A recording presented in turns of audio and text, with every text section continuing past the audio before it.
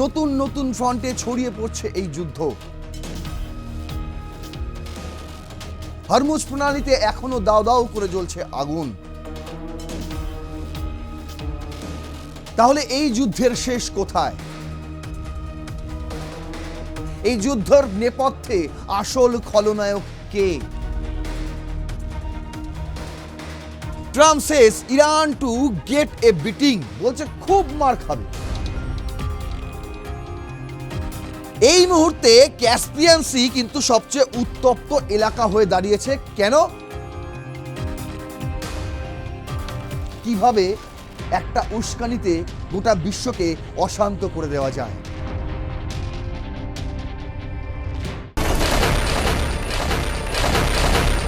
যত দিন যাচ্ছে ইরান মধ্যপ্রাচ্য যুদ্ধ যেন আরো ভয়াবহ রূপ নিচ্ছে। নতুন নতুন ফ্রন্টে ছড়িয়ে পড়ছে এই যুদ্ধ। কখনো ইয়েমেন বনাম সৌদি আরব, কখনো লেবানন বনাম ইসরায়েল, আবার এখন ইরান বনাম ইউক্রেন। ইউক্রেন রাশিয়ার যুদ্ধ যেন কোনোভাবে পশ্চিম এশিয়ার দিকে ধাবিত হচ্ছে। আর এমত অবস্থায় দাঁড়িয়ে এই ইরান মধ্যপ্রাচ্য যুদ্ধ শুরু হওয়ার পর মানে সেই 28শে ফেব্রুয়ারির পর থেকে এই প্রথম ডোনাল্ড ট্রাম্প এবং নেতানিয়াহু সরাসরি মুখোমুখি হলেন। তাদের বৈঠক হলো। সেই বৈঠকে কি আলোচনা হলো সেটা প্রকাশ্যে না আসলেও প্রকাশ্যে কিন্তু সেই বৈঠকের নির্যাস আসতে শুরু করে দিয়েছে এবং প্র্যাকটিক্যালি আমরা সেই বিষয়গুলো দেখতে পাচ্ছি খালি চোখে। হরমুজ প্রণালীতে এখনো দাও দাও করে জ্বলছে আগুন। অন্যদিকে রেড সিতেও কিন্তু হুতি গোষ্ঠীর তাদের সদস্যরা সৌদি আরবের একের পর এক জাহাজে হামলা চালিয়ে গেছে। আর এবার ক্যাসপিয়ান সি, আর এবার ব্ল্যাক সি, এই সমস্ত জায়গাতেও কিন্তু এবার ইরান মধ্যপ্রাচ্য যুদ্ধ ছড়িয়ে পড়ছে। ইরান ওয়ারের আগুন আরও ছড়িয়ে পড়ছে। তাহলে এই যুদ্ধের শেষ কোথায়? কবে থামবে এই যুদ্ধ?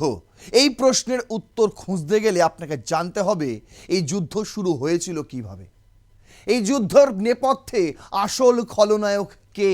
যদি এটা জানা যায় তাহলে কিন্তু এই যুদ্ধ অবসানেরও একটা পথ খুঁজে পাওয়া গেলেও যেতে পারে। তাই আজকের এই ভিডিওতে আমি সেই বিষয়টা নিয়ে আলোচনা করব যে এই যুদ্ধের জন্য আসলে দায়ী কে। আসল দায়ী কি নেতানিয়াহু, ইসরায়েল, যে দেশ গত কয়েক দশক ধরে মার্কিন যুক্তরাষ্ট্রকে উস্কাচ্ছে যে ইরানের সঙ্গে যুদ্ধে যাওয়ার জন্য, নাকি ডোনাল্ড ট্রাম্প যে ইসরায়েলের প্রলোভনে পা দিয়ে ফাঁদে পড়ে গিয়েছেন? আসল দায়ী কে? আসিম মুনির যে এই যুদ্ধ টিকিয়ে রাখতে পারলে আমাদের অর্থনৈতিক মুনাফা হতে থাকবে, নাকি আসল দায়ী ইরানের সেই পারমাণবিক কার্যকলাপ যা থেকেই এত কিছুর শুরু? কোনটা? শেষ পর্যন্ত দেখুন, অবশ্যই এই প্রশ্নের উত্তর আপনিও পেয়ে যাবেন। চলুন শুরু করছি রণক্ষেত্র। আপনাদের সঙ্গে রয়েছে আমি নারায়ণ। আজ আমাদের হেডলাইন এটাই যে real villain of Iran war. আজকের এই এপিসোডে এই প্রশ্নের উত্তরই খুঁজব। প্রথম স্লাইডেই আমি যেটা রেখেছি সেটা হলো গিয়ে একদম শেষ আপডেট। এই মুহূর্তে ইরান এবং মার্কিন যুক্তরাষ্ট্রের মধ্যে যুদ্ধ স্থিতাবস্থায় থাকলেও যুদ্ধ কিন্তু থেমে নেই। যুদ্ধ কিন্তু চলছে। একদিকে ইয়েমেন বনাম সৌদি আরব, আর অন্যদিকে সৌদি আরব বনাম ইরাক। ভাবছেন ইরাক ইরাক কি করে চলে এলো মশাই? আরে ইরাকেও নাকি হুতি গোষ্ঠীরা তারা আত্মগোপন করে রয়েছে। এমনকি সৌদি আরবের যে তেল ভান্ডারে, যে তেল সংশোধনাগারে হামলা চালানো হয়েছিল পরপর দুটি শোধনাগারে, সেই হামলাও নাকি ইরাকের ভূমি থেকেই চালিয়েছিল হুতি গোষ্ঠীরা। আর এই অভিযোগে ইরাকে এবার হামলা চালাচ্ছে, পাল্টা হামলা সৌদি আরবের। আর এই হামলা পাল্টা হামলায় ইতিমধ্যেই, যেটা ইরান যুদ্ধের সঙ্গেই সম্পর্কিত কিন্তু একদম আলাদা পৃথক একটা ফ্রন্টে যুদ্ধ হচ্ছে, সেখানেই ইতিমধ্যে প্রায় 20 জনের প্রাণ গিয়েছে। দ্য হিন্দু করছে কি বলছে, at least 20 people killed in US Saudi strike on Iran backed groups in Iraq. US Saudi strike Iraq alliance in expanding war. যখন ইরাকের মানে ইরানের একদম সীমান্তবর্তী এলাকা, পূর্ব ইরাক বলা হচ্ছে, সেই জায়গায় যখন মার্কিন যুক্তরাষ্ট্র এবং সৌদি আরব হামলা চালায় তখন এই যুদ্ধ আরও ছড়িয়ে পড়ে। এর মানে হচ্ছে তাই। US and Saudi forces said they struck an Iraqi militant alliance on Wednesday, July 29, as the West Asian war expand beyond its main focus in Iran to involve the Islamic Republic's proxies. 19 July পূর্ব ইরাকে একদম Iran ঘাসোয়া এলাকায় তারা হামলা চালায় Saudi আরব এবং মার্কিন যুক্তরাষ্ট্র। সেই থেকে শুরু, এখনও চলছে হামলা পাল্টা হামলা। কখনো সৌদি আরবের হামলা আসছে ইরাকের ওপর, মানে ইরানের যে প্রক্সি গোষ্ঠী বলা হচ্ছে হুতি গোষ্ঠী তাদের ওপর, কখনো হুতি গোষ্ঠীর হামলা যাচ্ছে সৌদি আরবে। The strike follow a short লুল in direct US attacks on target in Iran, with Tehran allies in Yemen and beyond becoming increasingly draw in. টানা 13 দিন মশাই, ইসলামাবাদে হওয়া মৌ চুক্তি ভেঙে যাওয়ার পর টানা 13 দিন প্রতি রাতে ইরানের কোনো না কোনো জায়গায় হামলা চালিয়েছিল মার্কিন যুক্তরাষ্ট্র। আর তারপর এখন সেখানে কিছুটা বিরতি দেখা গেলেও বিরতি দেখা যাচ্ছে না এই ইরান মধ্যপ্রাচ্য যুদ্ধে। Iran meanwhile launched missile at Jordan in its first attack in the region since the pause in fighting with the US began. আর অন্যদিকে কিছুটা সীমিত থাকা অবস্থাতেই কিন্তু ইরান আবার নতুন করে জর্ডানে হামলা চালায়, মিসাইল হামলা, তেমনটাই কিন্তু দ্য হিন্দু খবর করছে। Retaliatory strike by US and Saudi fighter planes hit logistic and weapons sites in eastern Iraq belonging to the Iran allied terrorist, the US military said. CENTCOM তারা জানাচ্ছে যে আমরা কিন্তু হামলা চালিয়েছি শুধুমাত্র যে ইরানের যে প্রক্সি গোষ্ঠীগুলো রয়েছে তাদের ওপর। অন্যদিকে সৌদি আরবের ডিফেন্স মিনিস্টার তারা বলছে terrorist militias loyal to Iran were leaked to attack on kingdom's oil facilities. বলছে এরাই দায়ী যে সৌদি আরবের যে দুটি তেল শোধনাগারে হামলা চালালো, তারাই চালিয়েছে, এই হুতি গোষ্ঠী চালিয়েছে, যারা টেররিস্ট মিলিশিয়াস লয়াল টু ইরান বলে তারা দাবি করছে। দেখুন একটু ম্যাপটা আপনাদের বোঝাই। প্রথমে যুদ্ধ হচ্ছিল কার মধ্যে? মার্কিন যুক্তরাষ্ট্র, যেখানে দেখা যাচ্ছে না এই ম্যাপে, এবং ইরানের মধ্যে। যদিও মার্কিন যুক্তরাষ্ট্র নিজেদের ভূখণ্ড থেকে হামলা চালায়নি, হামলা চালিয়েছিল নিজেদের ভূখণ্ড থেকে ইসরায়েল, এবং মার্কিন যুক্তরাষ্ট্র ব্যবহার করেছিল কুয়েত, বাহারিন, সৌদি আরব, কাতার, ইউনাইটেড আরব এমিরেটস এবং ওমানকে। কখনো ইরাককেও ব্যবহার করা হয়েছিল, জর্ডানকেও ব্যবহার করা হয়েছিল। কিন্তু ইসরায়েল থেকে সরাসরি ইরানে হামলা হয়েছিল, ইরান থেকেও সরাসরি ইসরায়েলে হামলা হয়েছিল। আর যখন এখান থেকে ইরানে হামলা হয়েছিল তখন ইরান থেকেও মধ্যপ্রাচ্যের দেশগুলোতেও হামলা হয়েছিল। টানা 13 রাত কিন্তু এই সমস্ত দেশগুলি থেকেই ইরানে হামলা চালিয়েছিল মার্কিন যুক্তরাষ্ট্র। আর তারপর সৌদি আরব, ইরানের একটি নাকি বিমান ইয়েমেনে ল্যান্ড করতে যাচ্ছিল, ঠিক সেই সময় সৌদি আরব তাদেরকে বাধাগ্রস্ত করে। আর বাধাগ্রস্ত করার পরেই ইয়েমেন ঘোষণা করে এই যে রেড সি এবং রেড সির যে বাব আল মানদেব স্ট্রেট, এই স্ট্রেটে সৌদিকে আটকে দেওয়া হলো। তারপর শুরু হয়ে গেল অন্য যুদ্ধ, ইয়েমেন বনাম সৌদি আরব। আর সৌদি আরবের যখন অয়েল শোধনাগারে হামলা চালালো হুতি গোষ্ঠী, তখন সৌদি আরব বলছে এই হামলা এসেছে ইরাকের পূর্ব অঞ্চল থেকে, যেটা ইরান লাগোয়া সীমান্ত অঞ্চল, সেখানেই নাকি হুতি গোষ্ঠীরা এখন আস্তানা গেড়েছে। আর সেই কারণে সৌদি আরব এখন এখানে হামলা চালাচ্ছে, পাল্টা হামলা, ভেবে দেখুন। আর অন্যদিকে ইয়েমেনও হামলা চলছে, আবার ইয়েমেন থেকেও চলছে সৌদি আরবে হামলা। কতগুলো ফ্রন্টে ঢুকে গেল এই হামলা, বুঝতে পারছেন কিভাবে যুদ্ধটা ছড়িয়ে পড়ছে, গোটা পশ্চিম এশিয়া জুড়ে কিভাবে ছড়িয়ে পড়ছে। এবং এই যুদ্ধের প্রভাব অবশ্যই আমাদের ইন্ডিয়ান ওশিয়ান হয়ে ভারতেও প্রবেশ করছে, গোটা দক্ষিণ এশিয়ায় প্রবেশ করছে। এবার এই যুদ্ধে এন্ট্রি হলো ক্যাসপিয়ান সি। কোথা থেকে? এবার সেটাই আপনাদের আমি দেখাবো। তার আগে আপনাদের দেখাই যে ডোনাল্ড ট্রাম্পের নতুন হুঁশিয়ারি। সিবিএস নিউজ করছে US Iran updates, Trump says Iran to get a beating, বলছে খুব মার খাবে। ভাবুন, একজন প্রেসিডেন্ট, তিনি যে ভাষায় কথা বলেছেন সেই ভাষা হুবহু ছাপতে পারেনি মশাই সংবাদ মাধ্যম। তিনি নাকি প্রেসিডেন্ট, এবং কোথাকার প্রেসিডেন্ট? মার্কিন প্রেসিডেন্ট মশাই। মার্কিন প্রেসিডেন্ট, তার মুখের ভাষা কি, বলছে গেট এ বিটিং, ইরান খুব মার খাবে। As war expand with US Saudi strike in Iraq, যখন ইরাকে ইউএস আর সৌদির যৌথ হামলা হলো এবং তারপর যখন পুরো যুদ্ধটা ঠিক এইভাবে ছড়িয়ে গেল, পুরো বুঝিয়ে দিলাম, ঠিক যেভাবে ছড়িয়ে গেল, তারপরে পরেই ডোনাল্ড ট্রাম্প বলছে যে ইরানকে তো আমরা মাফ করব না। তার আগে বলেছিলেন তার আগে ডোনাল্ড ট্রাম্প বলেছিলেন, আমি আপনাদের দেখিয়েছিলাম, যে সৌদির সঙ্গে ইয়েমেনের যুদ্ধ হচ্ছে তাতে আমার কি, আমার কোনো যায় আসে না, আমরা এসবে মাথা ঘামাচ্ছি না। কিন্তু সঙ্গে সঙ্গে তিনি এই কথাও বলেছিলেন, আমরা এখন মাথা ঘামাচ্ছি না, সমস্যা যদি বড় হয় তখন আমরা মাথা ঘামাতে পারি। তাহলে কি সেই সময় চলে এলো? কেন? President Trump told Fox News on Wednesday that the US would be hitting them hard, বলছে এবার খুব ভারী হামলা হবে। When asked about any looming response to attacks launched by Iran on Tuesday targeting US forces in the Middle East, তিনি বলছেন, তাকে যখন এই প্রশ্ন করা হচ্ছে তিনি বলছেন, we are going to beat them dash, আচ্ছা dash of them, mister Trump told the network. ভাবুন, তিনি যে ভাষায় কথা বলেছেন সেই ভাষা হুবহু ছাপতে পর্যন্ত পারেনি সিবিএস নিউজ। মানে কতটা জঘন্য একজন প্রেসিডেন্ট যিনি এই মুহূর্তে মার্কিন যুক্তরাষ্ট্রের মাথায় বসে রয়েছেন, ভাবলেও লজ্জা লাগে। বলছে will hitting them hard, they are going to get a beating, এবার আমরা তাদের খুব শক্তিশালী হয়ে মারবো, ইরান এবার খুব ভীষণ জোরে মার খাবে। The US military central command said Tuesday night that it threatened an attempted surprise attack by Iran's Revolutionary Guard corps targeting US forces in Middle East with the multiple ballistic missiles. CENTCOM said the all missiles were successfully intercepted. জর্ডানে নতুন করে যে হামলাটা হয়েছে, CENTCOM জানিয়েছে যে আমরা সেখানে সমস্ত রকম হামলা ইন্টারসেপ্ট করে দিয়েছি।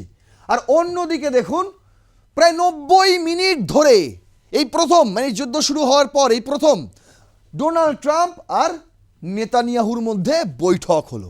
এই হচ্ছে সেই বৈঠকের ছবি, ওভাল অফিসের ছবি। কি রয়েছে এই বৈঠকে, কি হয়েছে? The Times of Israel headline করেছিল, Trump works up productive White House meeting with Netanyahu's after 19 minutes. কত প্রোডাক্টিভ আমি জানি না, তবে এই বৈঠক হওয়ার পর কি কি নির্যাস উঠে এলো সেটা কিন্তু প্রকাশ্যে এখনো আসেনি। কতটুকু প্রকাশ্যে এসেছে? যতটুকু খালি তারা বলে দিয়েছে ততটুকুই। প্রথমত বলা হচ্ছে যে ইতিবাচক হয়েছে। উভয় পক্ষ ও White House press secretary Karoline Leavitt বৈঠককে পজিটিভ অ্যান্ড প্রোডাক্টিভ বলে অভিহিত করেছেন। মূল আলোচনা কি হয়েছে? ইরান যুদ্ধের বর্তমান অবস্থা, লেবাননের ফ্রেমওয়ার্ক এগ্রিমেন্ট এবং আব্রাহাম অ্যাকর্ডসের সম্প্রসারণ নিয়ে আলোচনা হয়েছে। ওই সৌদি আরব, পাকিস্তান এরা কি আব্রাহাম অ্যাকর্ডসে আসবে?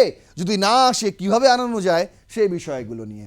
আচ্ছা, ইরান নীতি, নেতানিয়াহু ইরানকে নিউক্লিয়ার অস্ত্র না দেওয়ার জন্য দৃঢ় অবস্থান নিয়েছে।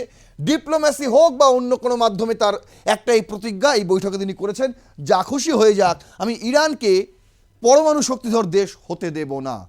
যদিও ইরান পরমাণু শক্তিধর দেশ নয় বলে তারাই দাবি করে। অন্যদিকে সম্পর্কে বর্ণনা বলছে দুপক্ষের সম্পর্ককে গ্রানাইট সলিড বলা হয়েছে, যদিও ডোনাল্ড ট্রাম্পের মুখের অবস্থা দেখলে সেটা বোঝার উপায় থাকে না। এই বৈঠকের পর কেউই খুশি নয়, অথচ বলা হচ্ছে গ্রানাইট সলিড। তবে এটাও বলা হচ্ছে কিছু ট্যাকটিক্যাল ডিফারেন্স আছে, আগেও ছিল, আগামী দিনেও থাকবে। বলছে বৈঠকের পর কোনো বড় ঘোষণা বা চুক্তি করা হয়নি, তবে যুদ্ধ শুরুর পর এটি ট্রাম্প নেতানিয়াহুর প্রথম মুখোমুখি বৈঠক। আর এখানেই সমস্যা আরও নতুন করে দেখা দিচ্ছে। এই নেতানিয়াহুর সঙ্গে বৈঠক করার আগে ডোনাল্ড ট্রাম্প বৈঠক করেন কার সঙ্গে জানেন? জেলেনস্কির সঙ্গে, ইউক্রেনের প্রেসিডেন্ট জেলেনস্কির সঙ্গে। যে ইউক্রেন এই মুহূর্তে রাশিয়ার সঙ্গে যুদ্ধে লিপ্ত, যে রাশিয়া প্রতি পদে পদে ইরানকে সমর্থন করে এবং সাহায্য করে যাচ্ছে এই মার্কিন যুক্তরাষ্ট্রের বিরুদ্ধে লড়ার জন্য, সেটাও কিন্তু অনেকগুলি আন্তর্জাতিক সংবাদ মাধ্যম ইতিমধ্যেই ছেপে দিয়েছে। আপনাদের আমি একাধিকবার এই কথা বলে দিয়েছি। একটি এপিসোডও রয়েছে যার ভিউ 1 মিলিয়নও ছাড়িয়ে গিয়েছে, আপনারা দেখেছেন সেই ভিডিওটি, এবং তথ্য নির্ভর সেই বিশ্লেষণ আপনারা পছন্দ করেছেন। প্রচুর পরিমাণে শেয়ার হয়েছে যে কিভাবে রাশিয়া আর চীন ইরানকে সমর্থন করছে, সমর্থন দিয়ে যাচ্ছে, যেটা মার্কিন যুক্তরাষ্ট্র জানার পরেও কিছু করতে পারছে না। তাই এবার কিছুটা করার চেষ্টা করেছেন। ডোনাল্ড ট্রাম্প জেলেনস্কিকে মানে ইউক্রেনের প্রেসিডেন্টকে তিনি ফুসমন্তর দিয়েছেন, বলছে আরে ভাই কিছু তো করো, মানে এক ঢিলে দুই পাখি মারার মতন আর কি। তাকে উস্কানি দিয়ে দিলেন। ক্যাসপিয়ান সিতে রাশিয়া ইরানের থেকে ড্রোন আনছে জাহাজে ভর্তি করে, তুমি এখানে মিটিং করছো মশাই, আর সঙ্গে সঙ্গে অ্যাকশন, সঙ্গে সঙ্গে অ্যাকশন। দেখুন উস্কানির ফল কি হয়। এই মুহূর্তে দাঁড়িয়ে সিএনএন ওয়াল করছে headline, the Iran and Ukraine wars war colliding on the world biggest lake, here's what to know. World biggest lake হলো কি এই ক্যাসপিয়ান সি। যে ক্যাসপিয়ান সিতে বলা হচ্ছে এই হচ্ছে ইরান, এই হচ্ছে তেহরান, আর এই হচ্ছে মস্কো, আর এই হচ্ছে ইউক্রেন। বুঝতে পারলাম? বিষয়টা হচ্ছে 25 থেকে 26শে জুলাই 2026 ইউক্রেন ক্যাসপিয়ান সাগরে ড্রোন হামলা চালিয়ে দুটি রাশিয়ান কার্গো জাহাজ ও একটি মিসাইল বোট তারা আক্রান্ত করে। ইউক্রেন দাবি করে জাহাজগুলো ইরান থেকে রাশিয়ার মিলিটারি কার্গো যেমন ড্রোন, মিসাইল কম্পোনেন্ট বহন করে আসছিল। ইরান বলেছে আক্রান্ত জাহাজটি তাদের বাণিজ্যিক মানে লোহা বোঝাই এবং এতে একজন নাবিক নিহত হয়েছে, কয়েকজন আহত হয়েছে। মানে ইরানের দাবি এই ক্যাসপিয়ান সিতে যে জাহাজটি ইরান থেকে রাশিয়ার দিকে যাচ্ছিল, যে জাহাজটি রাশিয়ার বলে বলা হচ্ছে, একটি নয় দুটি কার্গো জাহাজ, সেই দুটি জাহাজে ইউক্রেন দাবি করছে যে ড্রোন ছিল, মিসাইল কম্পোনেন্ট ছিল, অথচ ইরান সে দাবি নাকচ করে বলছে এতে শুধুই বাণিজ্যিক লোহা ছিল যেটি ইরান থেকে রাশিয়ায় মস্কোতে নিয়ে যাওয়া হচ্ছিল। অন্যদিকে ইরান ইউক্রেনের চার্জ দ্য অ্যাফেয়ার্সকে তলব করে ঘটনাকে হস্টাইল এবং ক্রিমিনাল অ্যাক্ট বলে প্রতিশোধের হুমকি দিয়েছে। এই হামলা বিশ্বের বৃহত্তম অভ্যন্তরীণ জলাশয় ক্যাসপিয়ান সাগরকে ইউক্রেন রাশিয়া ও ইউক্রেন ইরান মধ্যপ্রাচ্য যুদ্ধের সরাসরি সংযোগস্থলে পরিণত করেছে। ভেবে দেখুন। আপনার পুজো পৌঁছে যাক বিশ্বের দরবারে। প্রতি বছরের মতো এবারও আর+ নিউজ নিয়ে এলো শারদাঞ্জলির সেরা সম্মান 2026। অংশ নিতে সকাল 10টা থেকে সন্ধে 6টার মধ্যে সরাসরি যোগাযোগ করুন আমাদের অফিসে অথবা কল করুন 9836323248 এই নম্বরে। শারদাঞ্জলি শুধুমাত্র আর+ নিউজে। এতদিন হরমুজ প্রণালীকে নিয়ে গন্ডগোল চলছিল একদম নিচে যেটা, এই মুহূর্তে ক্যাসপিয়ান সি কিন্তু সবচেয়ে উত্তপ্ত এলাকা হয়ে দাঁড়িয়েছে। কেন? তার কারণ হচ্ছে এই জায়গাতেই মিলে গেল ইউক্রেন রাশিয়া এবং ইরান মধ্যপ্রাচ্য যুদ্ধ। ভেবে দেখুন কিভাবে একটা উস্কানিতে গোটা বিশ্বকে অশান্ত করে দেওয়া যায়। একবার ভেবে দেখুন। আমি বলছি না, কিন্তু এটা গোয়েন্দা ভিত্তিক বিভিন্ন আন্তর্জাতিক সংবাদ মাধ্যমে উঠে আসছে, যারা ভূ রাজনৈতিক বিশ্লেষক তারাও এই কথা বলছে যে কেন ওই সময়ই ক্যাসপিয়ান সিতে হামলা করলো ইউক্রেন, ঠিক যে সময় ইউক্রেনের প্রেসিডেন্ট জেলেনস্কি ডোনাল্ড ট্রাম্পের সঙ্গে দ্য ওভাল অফিসে বৈঠক করছিলেন। কেন? বলছে ক্যাসপিয়ান সাগর Iran Russia military supply route হিসেবে গুরুত্বপূর্ণ, যেখান থেকে শাহিদ ড্রোন সহ অস্ত্র যায়। এটা মিথ্যে নয়। আচ্ছা, হামলা ইউক্রেনের লং রেঞ্জ ক্ষমতা প্রদর্শন করে, রাশিয়ার যুদ্ধ প্রচেষ্টাকে দুর্বল করার লক্ষ্যে এটা করা হয়েছে। অথচ দেখুন এই হামলার পরপর এই যে ব্ল্যাক সি দেখতে পাচ্ছেন, ম্যাপটা অনেকটা ছোট হয়ে গেছে আপনাদের জন্য, তবু একটু বোঝার চেষ্টা করুন। রেখেছি এই যে ব্ল্যাক সিটা দেখতে পাচ্ছেন, এখানেও কিন্তু রাশিয়া পাল্টা হামলা করেছে ইউক্রেনের জাহাজের ওপর। হয়তো হতে পারে ক্যাসপিয়ান সিতে যে হামলা করেছে ইউক্রেন তার পাল্টা হামলা হিসেবে। কিন্তু জেলেনস্কির ওয়াশিংটন সফরের সময় এই হামলা চালিয়ে ইউক্রেন আমরা একই পক্ষে মেসেজ দিয়েছে স্বাভাবিকভাবেই, যে মার্কিন যুক্তরাষ্ট্র এবং ইউক্রেন কিন্তু অন্যদিকে নয় একই দিকে। এইভাবে কি হলো? এইভাবে কিন্তু ইউক্রেন নিজেকে শত্রু হিসেবে তুলে ধরলো ইরানের কাছে। আর এই ঘটনা নতুন ফ্রন্ট খুলতে পারে বলে আশঙ্কা করা হচ্ছে। তবে এখনো পর্যন্ত বড় ধরনের কোনো এসকেলেশন হয়নি, যদিও আমি আপনাদের বলে রাখি মস্কো কিন্তু হামলা চালিয়েছে ব্ল্যাক সিতে থাকা ইউক্রেনীয় জাহাজে। আর অন্যদিকে ইরান সতর্কও করেছে ইউক্রেনকে, বলেছে আমরা প্রতিশোধ নিতে পারি যে কোনো সময়ে, ক্যাসপিয়ান সিতে রেডি থাকুন। রাশিয়ার কি প্রতিক্রিয়া? রাশিয়াও কিন্তু ইরানের সঙ্গে একমত হয়েছে। এই যে হামলাটাকে রাশিয়া পুরোপুরি নিজের গায়ের দিকে টানছে না, যদিও আমি বারবার বলছি ব্ল্যাক সিতে কিন্তু হামলা চলছে প্রতিনিয়ত। তবুও রাশিয়া জনসমক্ষে এসে বিশ্ববাজারকে বলছে যে আমরা এটাকে ব্যক্তিগত শত্রুতা মানছি না, বরং আমরা এটাকে ভাবছি ইরানের ওপর অন্যায় করা হয়েছে। ইরান কিছু রপ্তানি করছিল আমাদের, সেটাকে জ্বালিয়ে দেওয়া হয়েছে, খুব খারাপ হয়েছে। বলছে রুশ পররাষ্ট্রমন্ত্রী সের্গেই লাভরভ ইরানের পররাষ্ট্রমন্ত্রী আব্বাস আরাকচির সাথে কথা বলেছেন। লাভরভ নিহত নাবিকের মৃত্যুতে সমবেদনা জানিয়েছেন এবং ইউক্রেনের এই অ্যাডভেঞ্চারাসকে বন্ধ করার আহ্বান জানিয়েছেন। অন্যদিকে ইউক্রেনের হামলাকে ইরানের ওপর আক্রমণ বলে অভিহিত করেছেন। রাশিয়া এটিকে ইরানের ওপর আক্রমণ হিসেবে দেখছে এবং ইরানের পক্ষে কূটনৈতিক সমর্থনও দিয়েছে। সরাসরি তারা ব্যক্তিগত আক্রমণ হিসেবে দেখছে না। তাই কি রে, তোর বেশ র্যাশ হয়েছে দেখছি। হ্যাঁ রে, কি করবো বলতো, র্যাশগুলো কিছুতেই কমছে না। অনেক কিছু ইউজ করলাম তবুও কমছে না। তুই এম্বার গৌরীদেবী হসপিটালসে দেখাতে পারিস, ওখানে ভালো এক্সপিরিয়েন্স ডার্মাটোলজিস্ট আছে। গৌরী দেবী হসপিটাল, রাজবাঁধ, দুর্গাপুর। যোগাযোগ 8001003333, 8001113333। তারা গোটা বিশ্ববাসীকে বলতে পারছে দেখুন যে আমাদের উপর তো হামলা হয়নি সরাসরি, তাই আমরাও এই ইস্যুতে ইউক্রেনের ওপর সরাসরি হামলা করব না। অথচ তারা করছে। আচ্ছা, এবার আপনার আমি দেখাবো যে এই পুরো বিষয়টার অ্যাকচুয়ালি তাহলে ভিলেন কে দাঁড়ালো। Who is the real villain? Donald Trump, Netanyahu, আর না হলে কি ওই রাশিয়ার পুতিন, ইউক্রেনের জেলেনস্কি, নাকি ইরান খোদ, নাকি আরও অন্য কেউ রয়েছে?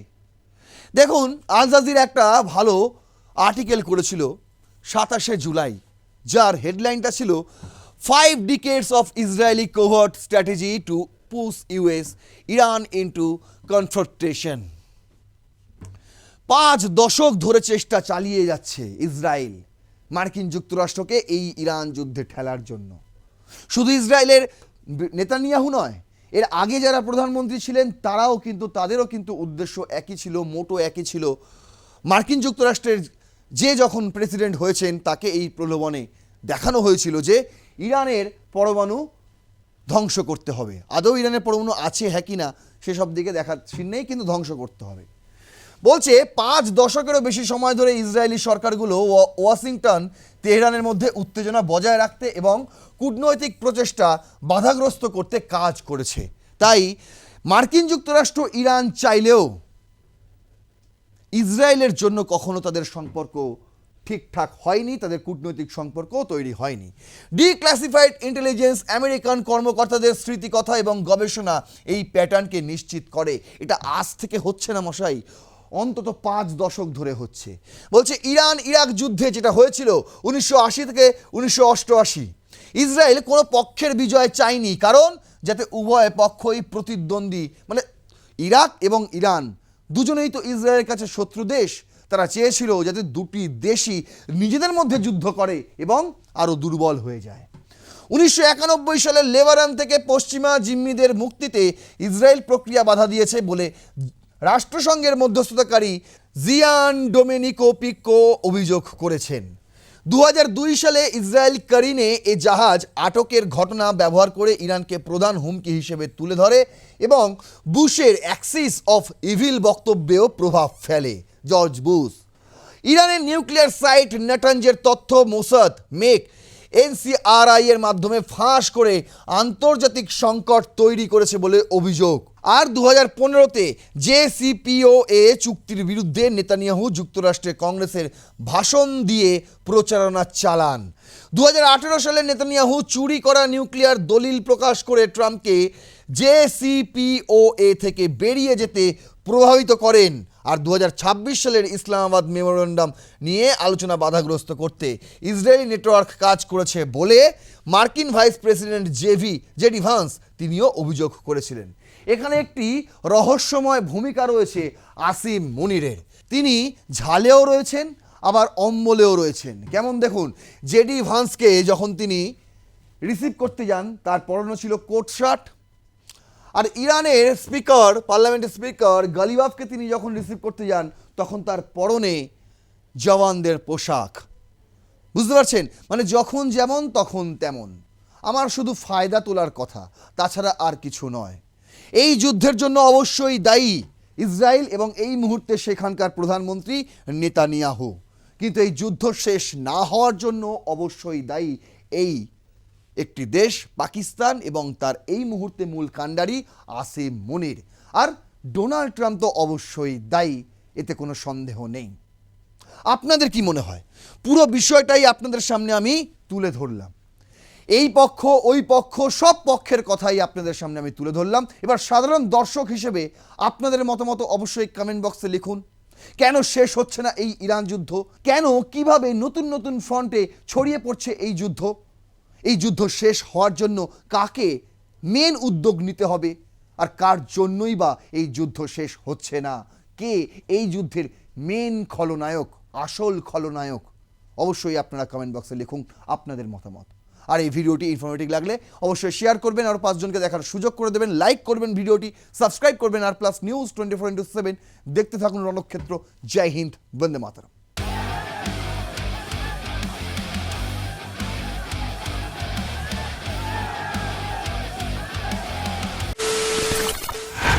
খবরের নামে প্রতিদিন সন্ধে আপনার ড্রয়িং রুমে কি শুধুই চিৎকার চেঁচামেচি খেয়ে আসে?